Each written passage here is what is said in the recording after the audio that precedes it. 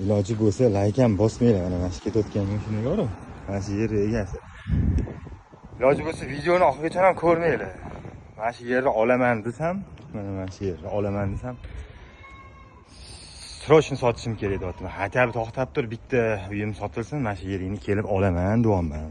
Razmerlari ham yaxshi, menga yoqqani uchun. Keyin o'zimning mahallamga yaqin joyda-da, mana bu ko'rib turganinglar, mana chap tarafda Choshtepa domlari, bu aytayotganda o'zimizning mahallaning domlari, o'ng tarafda metroning ikkinchi bekati Choshtepa, bu yerda Yangi hayot tumaniga kiradi bu mahal. Fasati 11.70, ichkariga qarab 27 yu qanchadir edi.